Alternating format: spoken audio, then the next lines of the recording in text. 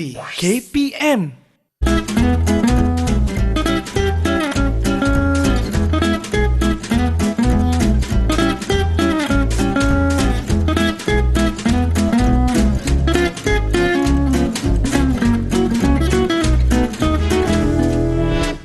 Assalamualaikum, salam sejahtera kepada semua penonton Pentadbiran Sumatif. Anda bersama saya Syamira Nazir selama 30 minit untuk hari ini. Di mana bagi episod kali ini kita akan membincangkan tentang format pentadbiran instrumen peringkat menengah rendah bagi mata pelajaran matematik. Dan untuk hari ini kami bawakan kepada anda seorang tetamu jemputan yang cukup berpengalaman yang akan kongsikan bagaimana untuk menjawab format pentadbiran instrumen peringkat menengah rendah bagi mata pelajaran ini. Nak tahu siapa beliau? Jom kita saksikan terlebih dahulu profil tetamu untuk hari ini.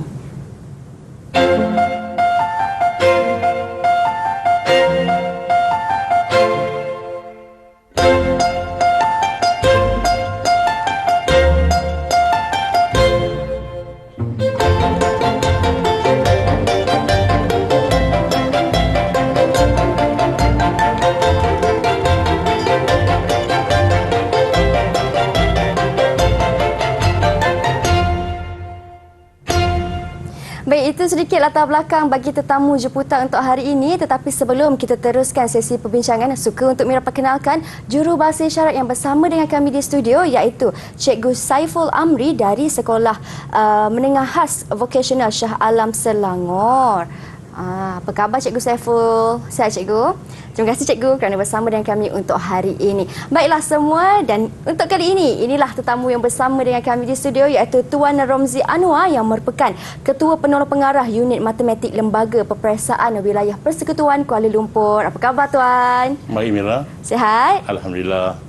Selamat datang ke Didik TV saya ucapkan. Okey, terima kasih. Okey, baik Tuan Romzi, hari ini kita akan bincangkan tentang format pentadbiran instrumen peringkat menengah rendah bagi mata pelajaran matematik. Ya. Okey, jadi pasti ramainya di luar sana yang ingin tahu bagaimana sebenarnya pengenalan dan juga format bagi subjek ini. Okey, baiklah Mira. Assalamualaikum warahmatullahi wabarakatuh. Sidang penonton semua. Hari ini saya akan menerangkan tentang format ujian akhir sesi akademik menengah rendah bagi mata pelajaran matematik. Okey, format ini digunakan pakai untuk kesemua tingkatan menengah rendah, iaitu tingkatan 1, tingkatan 2 dan 3 mulai sesi akademik 2022 dan 2023. Jadi kita teruskan. Okey, sebelum kita membincangkan dengan lebih lanjut tentang format instrumen pentadbiran ini, kita melihat dulu matlamat kurikulum standard sekolah menengah bagi mata pelajaran matematik. Okey, mata pelajaran matematik direka bentuk untuk membentuk individu yang berfikiran matematik. Apakah fikiran matematik? Iaitu individu yang berfikiran matematik, berfikiran kreatif dan inovatif dalam menghasilkan sesuatu, berketerampilan mengaplikasikan pengetahuan serta kemahiran matematik yang dipelajari di sekolah, dan juga bertanggungjawab dalam menyelesaikan masalah, dalam membuat keputusan berlandaskan nilai dan sikap untuk menghadapi cabaran dalam kehidupan seharian. Jadi itu adalah matlamat KSSM matematik. Jadi berlandaskan matlamat ini, maka mereka bentuk satu pentadbiran yang dikenali sebagai ujian akhir sesi akademik di dalam komponen pentadbiran sumatif. Maksud pentadbiran sumatif ialah kita akan buat ujian ini adalah bila berakhirnya sesi pembelajaran 1 tahun. Okey, selepas murid belajar daripada tingkatan 1 daripada awal tahun hingga ke sesi akademik 2023 akan 2022 ni akan tamat pada Mac 2023, maka sebelum itu murid-murid akan menduduki satu ujian. Jadi dalam ujian ini, apa yang kita nak uji? Yang pertamanya, kita mestilah setiap ujian uji pengetahuan dan juga kepahaman tentang apa yang dia pelajari dalam kelas. Kemudian dari segi pengetahuan dan kepahaman itu, dia gunakan untuk mengaplikasikan dengan menggunakan rumus yang dah telah tahu, teorem, hukum dan sebagainya, kemudian menganalisis maklumat yang diberikan dan terus semua penilaian dan juga mencipta sesuatu yang baharulah dalam penyelesaian masalah yang kita beri ataupun tugasan yang kita beri. Okey, kesemua tugasan ataupun apa yang kita nak uji itu meliputi ada 5 bidang. Inilah bidang yang saya tunjukkan adalah bidang pelajaran yang di dalam pendidikan matematik menengah rendah. Jadi ada 5 bidang. Kesemua bidang ni akan ditanyalah dalam ujian pentaksiran, ujian akhir sesi akademik tersebut. Jadi kesemua bidang ini akan ditaksir, dan ini adalah format umum. Kita lihat dulu format umum. Yang pertama ialah instrumen kita adalah instrumen bertulis lah. Kita menggunakan ujian pensel dan kertas. Kemudian item yang terdapat ialah item jenis objektif aneka pilihan, objektif berbagai bentuk, item respon terhad dan juga bertutur. Okey, instrumen ini dibahagikan kepada 3 bahagian. Itu bahagian A 20 soalan membawa kepada 20 markah, bahagian B 5 soalan membawa kepada 20 markah, dan yang terakhir bahagian C yang paling banyaklah menyumbangkan markah ialah 20 markah. Jadi keseluruhannya 100 markah dan murid kena selesaikan dalam masa 2 jam. Okey, konstruk-konstruk yang kita nak uji dalam ni yang saya sebutkan tadilah. Yang sebutkan tadi ada 5 perkara ya, pengetahuan, kepahaman, kemudian aplikasi dan sebagainya.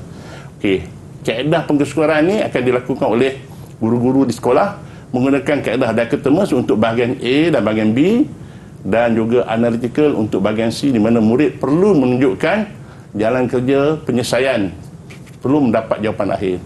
Itu saja format umumnya, Mira. Okey. Baiklah, terima kasih Tuan Romzi atas penerangan yang telah diberikan tadi tentang sedikit pengenalan untuk format pentaksiran instrumen peringkat menengah rendah bagi mata pelajaran matematik. Kita akan berhenti berehat seketika. Kita akan sambung semula perbincangan kita selepas ini. Jangan ke mana-mana, hanya di pentaksiran sumatif Didik TV KPM.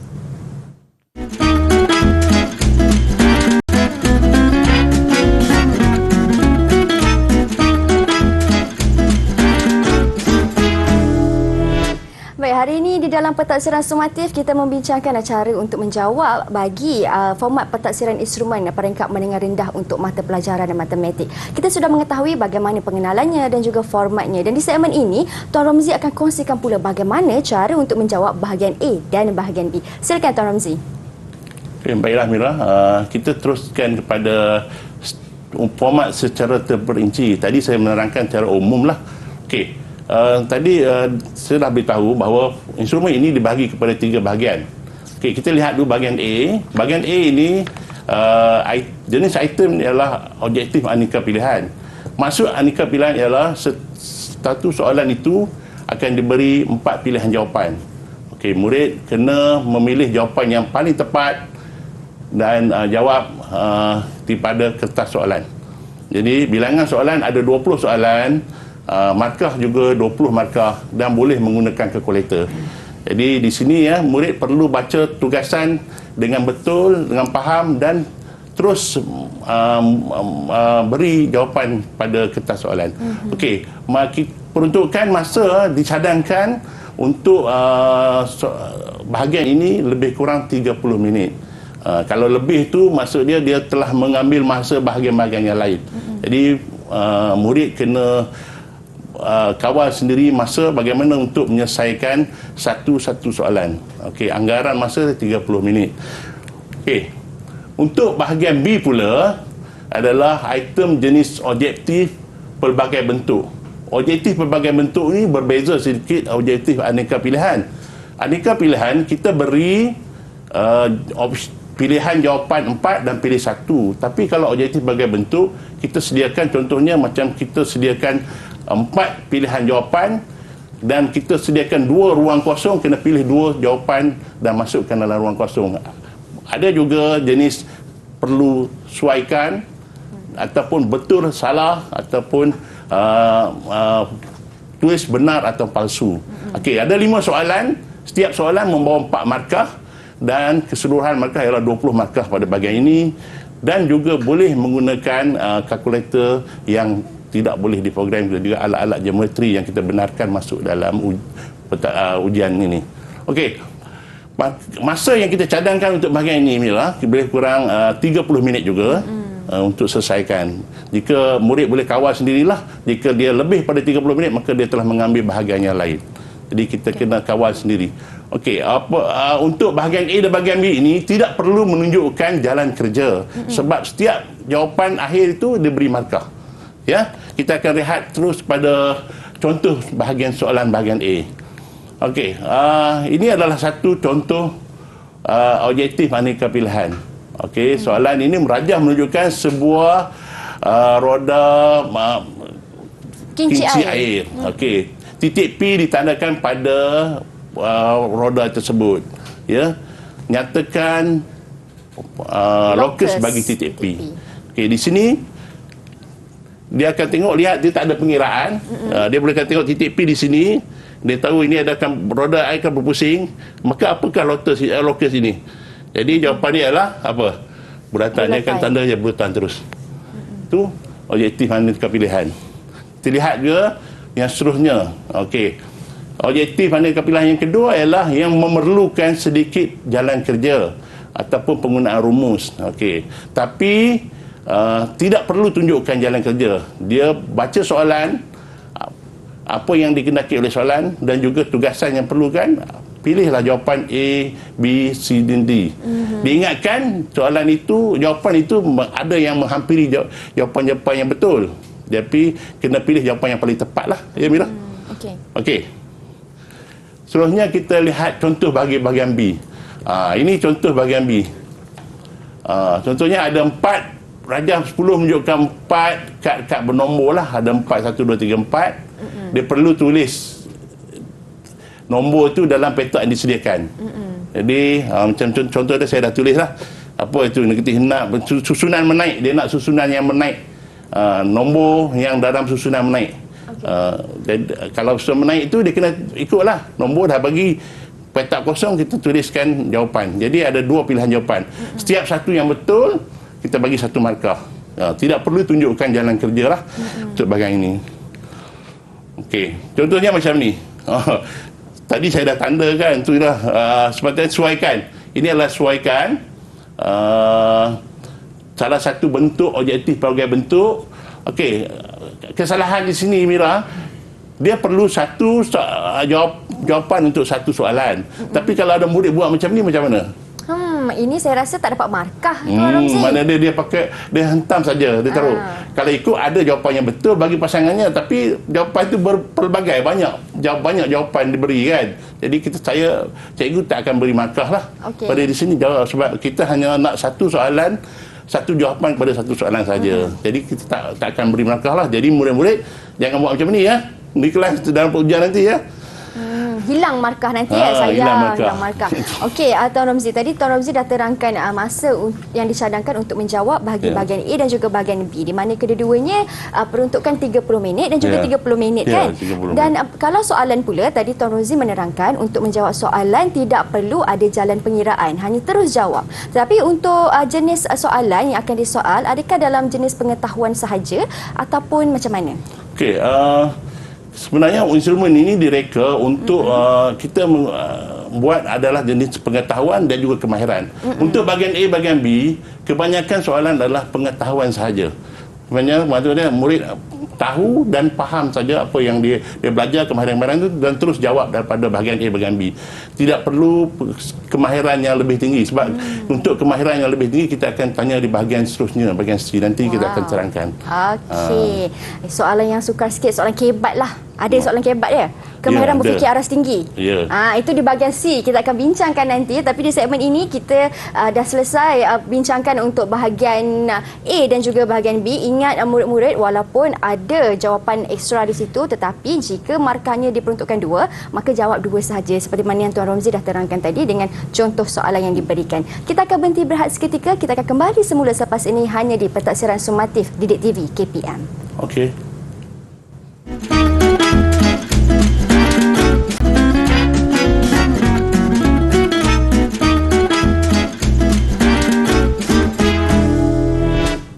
Baik kawan-kawan, selamat kembali di Pentaksiran Sumatif. Mungkin ada di kalangan anda, murid-murid ataupun warga pendidik yang sedang menonton di rumah sekarang. Hari ini kita membincangkan tentang format pentaksiran instrumen peringkat mendengar rendah bagi mata pelajaran dan matematik. Kita sudah bincangkan untuk cara menjawab bahagian A dan juga bahagian B. Dan di segmen ini kita akan fokuskan pula bagaimana cara untuk menjawab bahagian C. Jadi silakan Tuan Romzi. Okey, baik Amira. Terima kasih. Kita teruskan format pentaksiran ujian ini bagi bahagian C. Okey, bahagian C ini menyumbang markah yang terbesarlah dalam keseluruhan instrumen ini, iaitu 60 markah.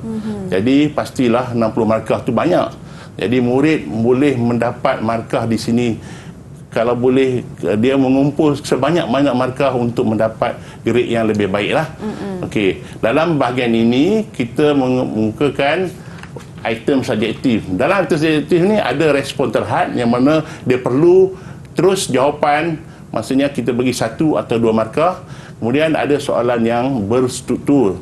Berstruktur ni dia perlu selesaikan langkah demi langkah untuk mendapatkan markah. Jalan kerja memang kena tunjukkan di bahagian C, sebab kalau tidak menunjukkan jalan kerja terus pada jawapan akhir, kita tidak akan beri markah lah, sebab memang kita nak murid tahu dan faham proses mendapatkan nilai ataupun jawapan akhir. Jadi dalam bahagian ini ada 6 soalan.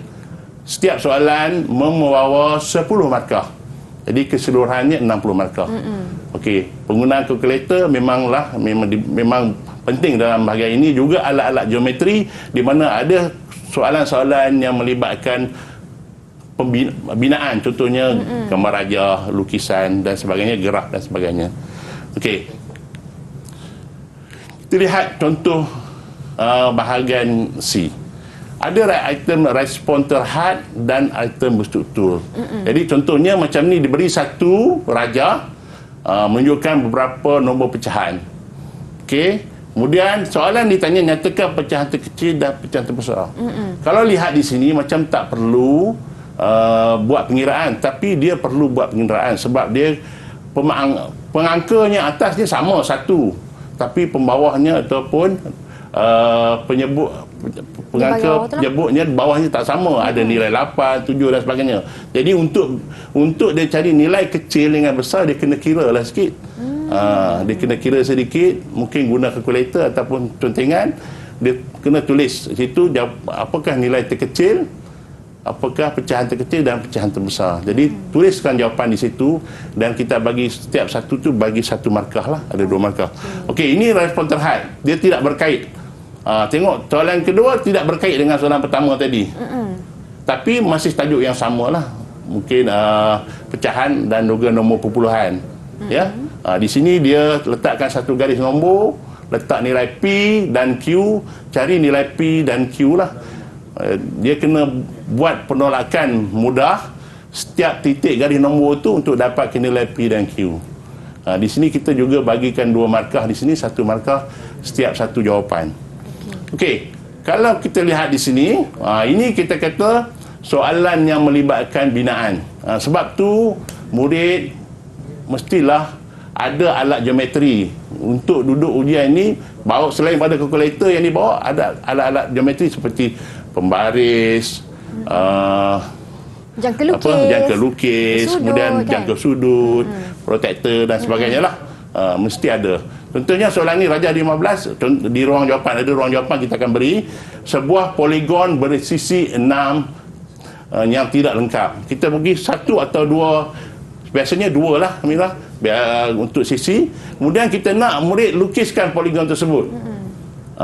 Dia kena lukis ada 6 sisi yang sekata. Macam mana dia bagi 2, sisi ke 6. Jadi dia lukis menggunakan pembaris atau penjangka lukis yang kita bagi, yang dibawa lengkap 1 poligon. Kemudian dia kena namakan lah. Okey, kalau poligon itu apa? Kalau 5 dia tahu pentagon. Kalau 6 apa? Apa Mira 6? Berapa tahun Ramzi? Kan? Kita akan cari sama-sama kawan-kawan nanti. Apa dah lama dah belajar, tinggalkan je. Tak apa. Itu sebagai pengetahuan umum lah. Okey, soalnya dia nyatakan bilangan penjuru. Daripada lukisan tu dia nak penjuru, dia kena bulatkan lah penjuru-penjuru tu, kesemua penjuru ada berapa, dia tulis lah. Kalau 6 dia tulis dapat 1 markah. Kemudian ini soalan B dia. Ini soalan seterusnya, yang struktur yang seterusnya melibatkan satu data mentah. Okey, data mentah di sini dia bagi satu maklumat rajah 17 menunjukkan markah yang diperoleh oleh 30 orang murid dalam satu kuis. Dari markah ni yang 30 orang ni dapat markah diberilah. Okey, kemudian dia kata berdasarkan pada rajah 17 penuh lengkapkan jadual 1. Jadi untuk kita dah bagi 3 ni. Markah 1 hingga 10 ada 3. Frekuensi dia, kerapan dia ada 3. Jadi untuk 11 dengan 20 dia tandalah. 11 ni berapa? Dia akan tandalah 11. Dia kira kan. Dia akan tulislah di sini berapa nilai di sini. Dan seluruhnya sampai habis dia dapat. Okey, daripada jadual 1 ni dia perlu selesaikan. Selesaikan berdasar hadiah akan diberi kepada murid-murid yang dapat markah 30 ke atas. 30 ke atas. Jadi dia akan rujuk baliklah rajah ni. Dia 30 dekat mana? 30 ke atas. 30 dapat tak? Dia kata yang atas tadi soalan dia kata ialah melebihi 30. 30. Jadi 30 dapat tak Amira? Melebihi 30 jadi 30 dapat lah. Melebihi 30, 31 dah kan? Yang ni tak dapat lah. Dia akan ambil. Melebihi 30. Okey, atas 30 lah. Jadi nilai di sini. Sejak dalam kerja yang ditunjukkan di sini, dia akan dapat jawapan. Jadi itu kita panggil berstruktur lah. Okey. Selain situ, contoh yang lain pula, ini adalah satu memang soalan yang melibatkan jalan kerja. Markah diperuntukkan banyak untuk soalan ini. Itu 4 markah. Okey. Kalau murid hanya menuliskan jawapan sahaja, jawapan akhir, kita tidak akan beri markah. Jadi di sini 4 markah ni bagaimana kita peruntukkan 4 markah? Langkah pertama, dia perlu cari luas semua dulu. Ni, soalan ini ialah melibatkan rajah menunjukkan dinding bilik Irfan yang akan ditampal kertas dinding, wallpaper lah. Kan sekarang orang banyak nak tampal Korean wallpaper dan sebagainya. Okey, dia nak tampal. Jadi dinding bilik itu ada tingkap. Dia nak yang luas ni, yang tak tingkap ni. Soalan dia ialah jika terdapat tingkap di bahagian atas dinding, berapakah luas dalam meter persegi kertas dinding yang diperlukan? Jadi dia perlu cari luas dulu semua. Jadi langkah kerja adalah luas semua, tolak luas tingkap dan dapat jawapan. Jadi di sini markah yang pertama dia boleh darab dulu. Yang pertama, panjang dalam lebar bagi dinding P tambah 3. Dia buat kurungan di sini kan, darab dengan 5P tambah 4. Okey, di sini kan, kalau dia tahu buat di sini, dia tahu cari luas saja, dia dah dapat 1 markah, Mira. Belum lagi dah selesai. Maka dia dah dapat 1 markah. Kemudian dia cari luas pula, tingkap pula. Luas tingkap ialah 2P. Okey, dia darab dengan panjang dia. Ini lebar, panjang dia 2P tolak 3. Okey, dia tunjukkan ini saja, dia akan dapat lagi. Sini dapat 1 markah, ini dapat 1 markah. Dia dah dapat 2 markah. Mana dia kalau dia tak selesai pun lagi, dia dah boleh kutip markah banyak. Sebab tu dia soalan di bahagian ni, kalau murid dia tak boleh selesaikan sampai habis, dia boleh kutip seberapa banyak markah yang dia boleh dapat. Mungkin dia setakat itu dia buat itu ada salah kan. Kemudian dia akan tolak yang bahagian pertama, dinding. Okey, tolak bahagian tingkap. Dia akan dapat lagi 1 markah di sini. Belum mendapat jawapan lagi, just tunjukkan tolak saja. Dia dapat 1 markah. Dan jawapan akhir dia nanti betul, kita bagi 1 markah lagi. Jadi keseluruhan dia 4 markah. Jadi nampak tak proses tu? Dia buat daripada asas dia, rumus dia gunakan, kemudian dia selesaikan operasi dan dapat nilai. Jadi keseluruhan 4 markah. Murid yang dapat selesaikan akan dapat markah penuh. Jika murid yang belum tak habis selesaikan, dia dapat markah yang setakat mana dia selesaikan. Okey, bahagian C ni tadi sebut ada item kebat. Memang ada. Item kebat ni berdasarkan kemahiran aplikasi ke atas. Sehinggalah sampai mencipta. Tadi kita cerita apa nak uji kan? Pengetahuan kepahaman tu tidak masuk kebat lagi, tapi bila dah masuk kemahiran aplikasi, kemudian menganalisis, menilai dan mencipta, itu dah kira macam kebat lah. Kemahiran berfikir arah tinggi. Kemahiran berfikir arah tinggi, soalan ni tidaklah sukar macam selalu kepahaman orang lain. Dia adalah berfikir arah tinggi, tapi mungkin soalan tu soalan yang mudah, tapi dia kena thinking out the box, di luar kotak lah. Mira? Itu. Okay, itu. Jadi murid jangan risaulah kalau kata ada soalan kebat banyak. Bukan lah. Soalan kebat ini menggalakkan dia berfikir. Dan juga selesaikan ada langkah demi langkah. Okey. Itu sedikit penerangan untuk cara menjawab bahagian C. Dan Tuan Romzi, tadi Tuan Romzi dah terangkan kalau anda kata murid tak dapat selesaikan semua, tulis sikit pun ada markah dekat situ. Maksudnya kalau dia tak tulis sampai habis pun markah tetap akan diberilah. Bergantung kepada mana yang dia betul. Beza kalau dia tulis jawapan saja. Kalau tulis jawapan saja kita macam tak akan bagi markah. Walaupun sebab betul dia tengok orang sebelah. Kita tengok rakan. Kita nak menguji kemahiran mereka, dapat pengetahuan dan kemahaman mereka apa yang dah pelajari sepanjang tahun tersebut. Maka tingkatan 1 dia dah belajar apa, dia nak selesaikan benda tu lah. Kalau dia dapat jawapan tu, walaupun sebab tu kita galakkan, walaupun dia tekan kalkulator, tunjukkan jalan kerja. Jadi tunjukkan jalan kerja itu memberi markah. Kita tuliskan tu, sila tunjukkan jalan kerja untuk mendapatkan markah. Okey. Ingat tu murid-murid, ada markah bagi setiap jalan kerja yang anda lakukan. Walaupun anda tekan kalkulator, jangan takut untuk conteng kertas tu kan, jangan takut untuk tulis jawapan nanti. Okey, Tuan Romzi, memandangkan kita dah sampai ke penghujungnya, sedikit rumusan ringkas untuk perbincangan pada hari ini. Okey, secara rumusannya, ujian akhir sesi akademik bagi matematik ini, asasnya formatnya berasaskan dari format PT3 yang telah dimasukkan pada terakhirnya pada 2019. Cuma perbezaannya ialah kita bertanya apa yang murid belajar sepanjang tahun itu saja. Contohnya di tingkatan 1 kita hanya ajar belajar tingkatan 1, dia akan tanya tingkatan 1, tingkatan 2 dan 3. Kalau dulu PT3 dia belajar 3 tahun baru dia tanya. Jadi murid jangan risaulah. Murid boleh duduk dalam ujian ini, apa sepanjang tahun yang belajar dengan cikgu tu boleh tanya dan boleh jawab. Jadi saya rasa tak ada masalah lah untuk murid selesaikan ujian ini dengan keputusan yang lebih baik. Sebelum ini. Kemudian dia pengetahuan ni dia boleh bawa ke peringkat menengah atas ni lah. Betul tu. Murid-murid jangan takut dengan matematik. Matematik ni satu ataupun sebuah mata pelajaran yang cukup menyeronokkan sebenarnya. Dan saya cukup tertarik yang bila mana Tuan Rozzi tekankan seperti mana matlamat KSSM untuk melahirkan individu yang berfikiran dan matematik. Kalau cikgu saya di sekolah dulu, beliau menggesa saya untuk main catur. Kerana main catur tu katanya menggunakan otak belah kiri. Jadi lebih ada kemampuan menganalisis, mengatur strategi. Itulah. Jadi mungkin murid-murid boleh aplikasikan juga. Kita nak baca fikiran orang yang akan datang. Nak baca fikiran orang. Jadi itu salah satu kita menganalisis lah. Betul. Okey.